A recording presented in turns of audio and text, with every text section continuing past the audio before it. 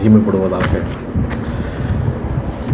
புதிய நாளை காலை வேலைக்காக கர்த்தருக்கு நன்றி செலுத்துகிறோம். இந்த நாள் முழுவதுமாய் உங்களுக்கு அற்புதமாய் அதிசயமாய் மாற கர்த்தரை நான் பிரார்த்திக்கிறேன். 1 பேதுரு 4ஆம் அதிகாரம் 19ஆம் வசனம். ஆகையால் தேவனுடைய சித்தத்தின்படி பாடு அனுபவிக்கிறவர்கள் நன்மை செய்கிறவர்களாய் தங்கள் ஆத்துமாக்களை உண்மைகளும் சிருஷ்டி கர்த்தாவாகிய அவருக்கு ஒப்பு கொடுக்க கடவர்கள்.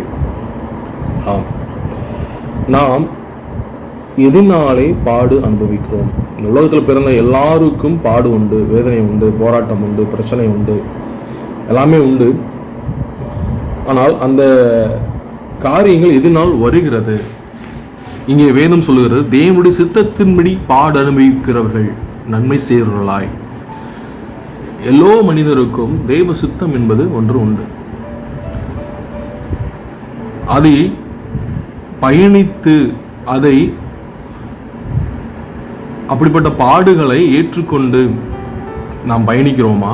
அல்லது பாடுகள் நம்மால் வருகிறதா? மனிதர்களால் வருகிற பாடுகளும் உண்டு, குடும்பத்தால் வருகிற பாடுகள் உண்டு, வேலை ஸ்தலங்களிலே, பள்ளிக்கூடங்களிலே, நம் தொழில் செய்கிற இடங்களிலே, ஏன் சபைகளிலே, எல்லா இடத்துலையும் பாடுகள் உண்டு, பிரச்சனைகள் உண்டு, போராட்டம் உண்டு. ஆனால் அப்படிப்பட்ட பாடு எதினால் வருகிறது? ஒருவேளை நம்மால் அந்த பாடு வராதபடிக்கு நாம் அந்த பாடுகளை அனுபவித்தால் அது தேவனுக்கு முன்பாக அது நீதியாக எண்ணப்படும். பாடுகளை கர்த்தரும் பங்கேற்று நம்மை ஜெயம் எடுக்க கர்த்தர் உதவி செய்வார். நாம் இன்னும் அதிலிருந்து விடுபட கர்த்தர் உதவி செய்வார். ஒருவேளை நாம் அந்த பாடுகள் நம்மால் வருகிறது, ஆனால் அது தேவனுடைய சித்தத்தின்படி வருகிற பாடு அல்ல. அப்ப தேவனுடைய சித்தத்தினால் வருகிற பாடு என்ன? அது அநேக தாசர்களை நாம் பார்க்கிறோம். தாவீதுக்கு பாடு வந்தது.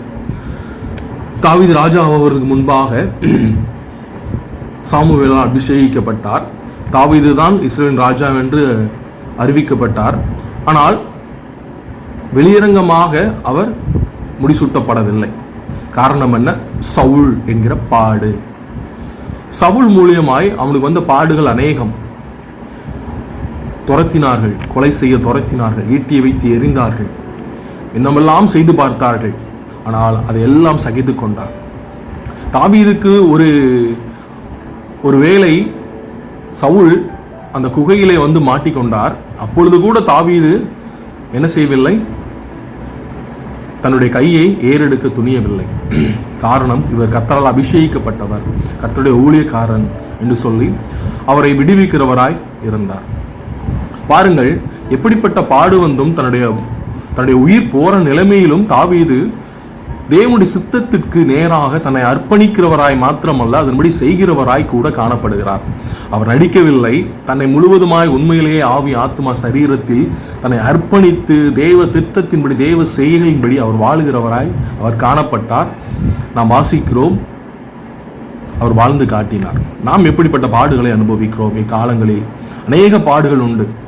ஒரு பைக்கில் ரோட்டில் போகிறோம், அங்கே என்னது பிரச்சனை வரும். நம்ம கரெக்டாக தான் போவோம், ஆனால் எதுக்கு வரவன் எப்படி வருவான்? நம்ம இடிக்கிற மாதிரியே வருவான். சைடில் வரவன் எப்படி வருவான்? இடிக்கிற மாதிரியே வருவான். பின்னாடி வரவன் என்ன சொல்லி வருவான்? இடிக்கிற மாதிரி, சிக்னல் போடாமல் வருவான். இந்த மாதிரி பாடு, சின்ன பாடு, பெரிய பெரிய பாடுகள் எல்லாம் இருக்குது. நம்மளை கோபமூட்டுறது மாதிரி இருக்கும். அந்த நேரத்தில் நம்ம எப்படிப்பட்ட வார்த்தைகளை நாம் பயன்படுத்துகிறோம்? எப்படிப்பட்ட பார்வைகளை நாம் பயன்படுத்துகிறோம்? ஆம், தேவனுடைய பிள்ளைகள் தேவ சித்தத்தின்படி செய்ய நாம் நம்மை அர்ப்பணிக்கிறவராய் மாத்திரமல்ல, அதுபடி வாழுகிறவர்களாய் காணப்பட கர்த்தர் நம்மை அழைக்கிறார். இங்கே நாம் பார்க்கிறோம் 1 பேதுரு 4ஆம் அதிகாரம் 13ஆம் வசனம். கிறிஸ்துவின் மகிமை வெளிப்படும் போது நீங்கள் கலிகூர்ந்து மகிழும்படி அவருடைய பாடுகளுக்கு நீங்கள் பங்காளிகளானதால் சந்தோஷப்படுங்கள். பாடுகள். கிறிஸ்து பாடுபட்டார். அவர் பாவம் அல்ல, அவர் பாவி அல்ல.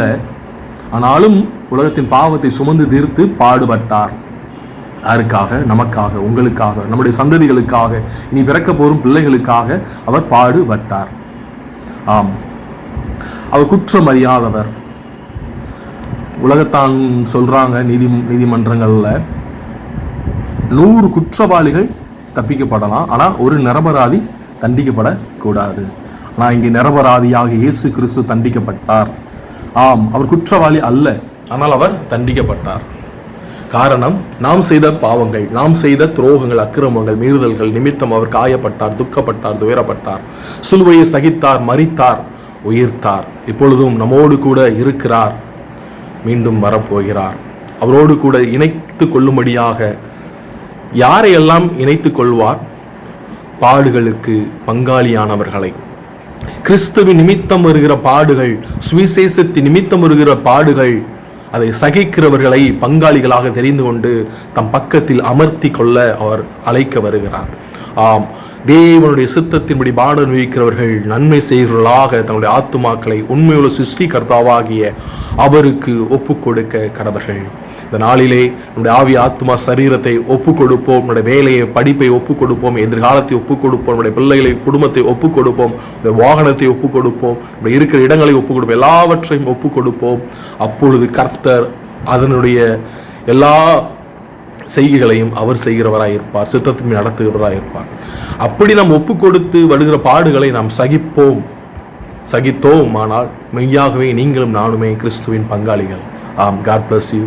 கர்த்தர் உங்களோடு கூட இருக்கிறார். இந்த நாள் இனிய நாளாக அமைய வாழ்த்துக்கள். கர்த்தர் உங்களை ஆசீர்வதிப்பாராக. ஆமென்.